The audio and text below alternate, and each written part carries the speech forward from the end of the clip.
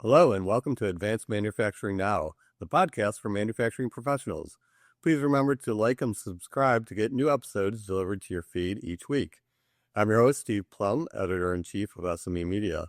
I'm joined today by Gary Shapiro, CEO and Vice Chair of the Consumer Technology Association, which of course puts on the annual CES Consumer Electronics Show in Las Vegas, which this next year will be held January 6th through the 9th. Gary, thanks for joining us today. Thanks, Steve. Happy to be on this program. So I know it's a hectic time of year as we're getting into the final weeks of pre-show preparation. So I really appreciate you taking time out of your schedule. So did a little bit of research beforehand, and I hadn't realized that CES actually dates back to the 1960s, but in its current form, it's been going on, and venue, it's been more like 1998. How did you become involved with CES and CTA? And I know your background's not technology per se, but obviously for the last 30 years or so, you've been heavily involved in it. Well, thanks for asking, and thanks for focusing on CES. You're right. It was started in 1967 by the guy who hired me, Jack Wayman. It was a New York City show, expanded, moved to Chicago, and when one January it was so cold out that no one left their hotel rooms. So Jack had the foresight in the 70s to be the first big business event, moved to Las Vegas. Las Vegas was divorces and gambling. And Jack took a chance that people would want to go to Las Vegas for the business environment. And that was precipitous. I joined the organization literally as a student working for a law firm, and they were the client. And that's how I started out. And then my first CES was in the early 1980s. And we were in Chicago and Las Vegas, and the Chicago show was shrinking in June, and the Las Vegas one was expanding, and eventually we just shut the show down in Chicago, and everything was focused on Las Vegas once a year, and it's been really healthy. Las Vegas is a wonderful environment. It has 3 of the 10 largest convention centers in the country, and it has a workforce dedicated to doing great things for entertainment and information, and it's just an incredible city. So, I mean, the show has really taken off in the last 20, 25 years, where it's become a must attend venue if you want to see what's coming next in the industry. Really, in some cases, very futuristic technologies. How have you seen it really evolve in more recently, the past 5 or 10 years? Especially post-COVID. Well, certainly it continues to evolve every year. In fact, we have a rule: it has to change a lot every year, and we do follow that. This year, we have so many things that are different coming up in January that it's incredible. One of the biggest ones is obviously artificial intelligence, which seems to define everything these last few years, and that was a big focus of CES. But also, we had dipped our toe into mobility and healthcare, and certainly there's a big mobility story there now and a big healthcare story, especially after COVID. The healthcare, I think companies stopped copying each other and started creating things and inventing things because of COVID. And the healthcare has obviously become something we think of and talk about more than we ever have, because I'm getting older. No, but I think society's talking about it because there's so much happening that could change people's lives and improve them, and using technology to do that with AI and sensing devices as they become very cheap, and smart algorithms. And AI allows so many other things to happen. I mean, I could spend 15, 20 minutes just talking about that. But in terms of evolution, it's no secret that we have President Trump's focused on U.S. manufacturing. It's a great thing for the manufacturing industry, obviously, for the Society of Manufacturing Engineers. And we're so thrilled to be working with them, because this is a opportunity for, I think, both of us. We have a huge group of executives that can come around the world. Over 40% of the people that come to see us, about the 140,000 people or so, are from outside the United States. So it's 55,000 people in January of 2025, and those are decision makers. They're politicians. They're media. We get 6,000 media from around the world. And the CEOs that come from around the world are looking for partnerships. They're looking for inspiration. They're looking to do things differently. And obviously, we get a huge U.S. presence as well. It's the number one country that's represented in terms of attendance and in terms of exhibits. Korea at this point is number two. We'll see what happens at the end of the show, what numbers are where. But the bottom line of it is this is a global event. It's one of the very, very few U.S. global events which we're the number one in our category, because we don't really focus on that as a country about getting people here. And other people spend a lot of money to get people to visit themselves. So on the one hand, we've had this tremendous focus on manufacturing, and it's a great idea. I think people will be very open to seeing what the Society of Manufacturing Engineers there, but we also complement that with a whole bunch of companies that are exhibiting, as well as conference sessions. So you mentioned SME, Society of Manufacturing Engineers, which of course I'm part of, and I don't often get the chance to speak for our executive team. Janine Kuntz is going to be out there, but I know she would like to say that she is very excited about coming out to the show. Obviously, manufacturers are a part of everything that's made, in the past with CES, but this is really the first time that the manufacturing industry, and SME, of course, being part of that, has participated in CES. What do you think that, what's the importance of having this presence out there? You mentioned reshoring and some of the initiatives going out there. I mean, the manufacturing industry itself is transforming with technology, the new ways. The workforce is part of the manufacturing process. What do you envision this partnership with SME and CES to be? Well, I think it's great for both of us, because the factors you're talking about are factors for us as well. Companies are trying to figure out how to deal with tariffs. They're trying to be good citizens in the United States, and ideally they'd love to do more manufacturing in the United States, but there's a lot of obvious issues. There's workforce issues. There's issues involving the cost of construction and cost of business. There's a skills issue in terms of just people who could build the manufacturing facilities that are necessary. Tim Cook of Apple, one of our members, said, in China, it would take several buildings to hold all the skills people that they have in China that build factories. In the United States, it wouldn't take a full convention center, or necessarily even a full hotel ballroom. I mean, there's a lot of skills we need here. At the same time, the U.S. is exporting a lot of people that are in the construction process of buildings, and others. Some obviously are not here legally, or there's restrictions on their visas, or they're not getting the visas now. There's obviously tariffs on the inputs we need to build factories. It's a very, very complicated time. And my experience has been it's a good time in complicated times to get the people who know something sitting physically at the same table, meeting in the same place, and talking to each other. Because I don't think our industry claims to be, great manufacturers, but there is clearly a desire by the president of the United States focused on the U.S. technology industry, where we are doing amazingly well compared to almost everyone in the world.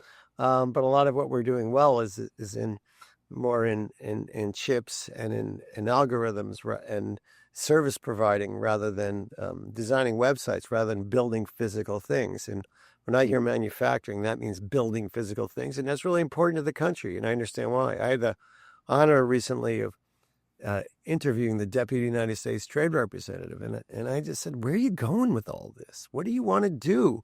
Do you want us to build pencils here, or everything here? And he answered, yeah, everything that we consume should be built in the United States. And, my response, I was trying to be neutral as an interviewer, but it's not going to happen in the next 5 or 10 years. Sure. If that's what you want. And then the question is, what will it cost if we do build things here for Americans? I mean, we're dealing with so many complex things, from interest rates to the economy to inflation. And we're trying to do a lot. And I respect enormously the fact that the President of the United States wants manufacturing here, that he wants to get things done, that he's breaking things and making things happen.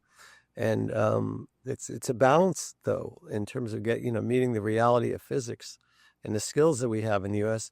And let's be very honest, the willingness of people to work in factories.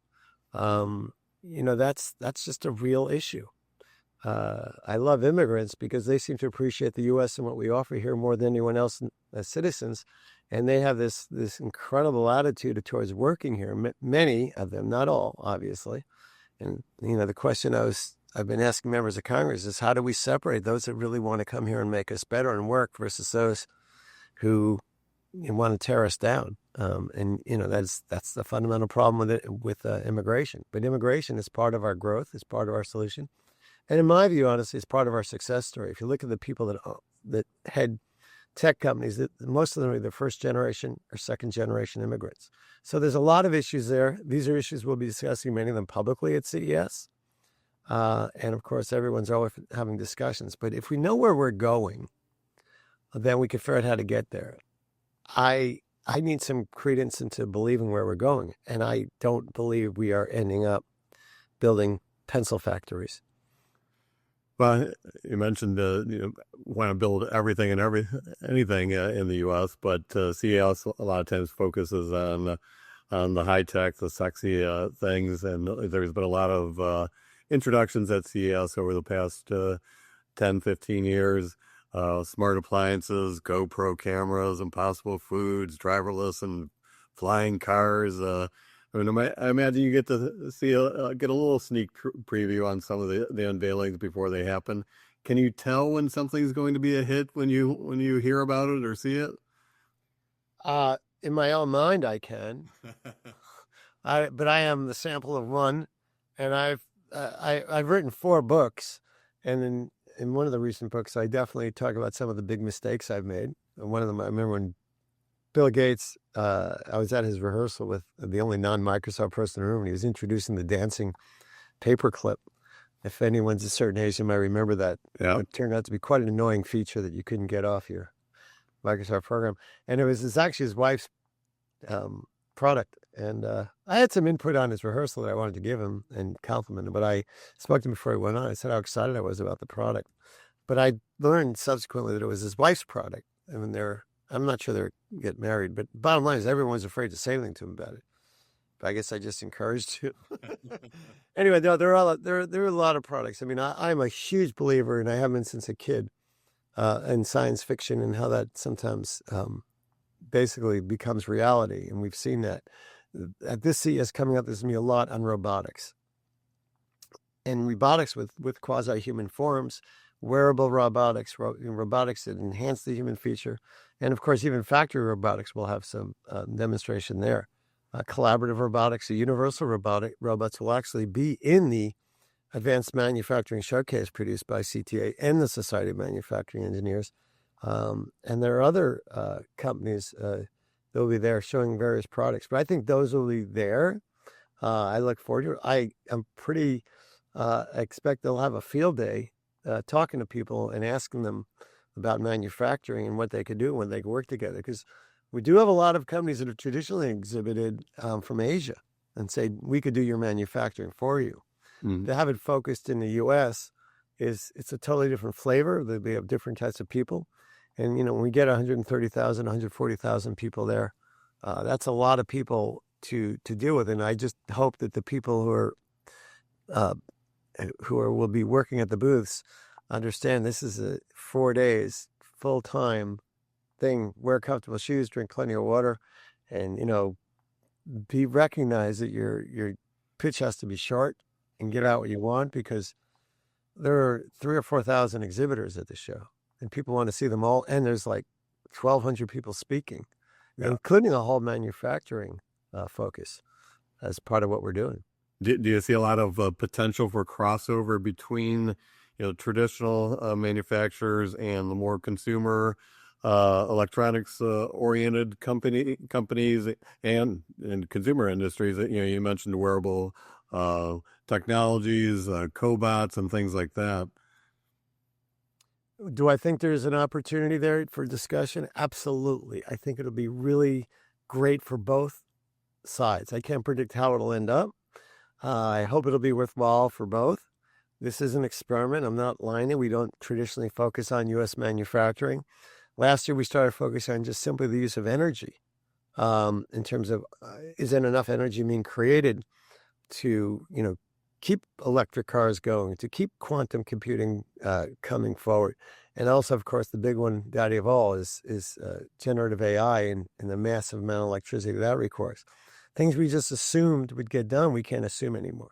And electricity is one of the this is where I was a year ago with I am now with manufacturing. I was with energy, saying, here's an issue.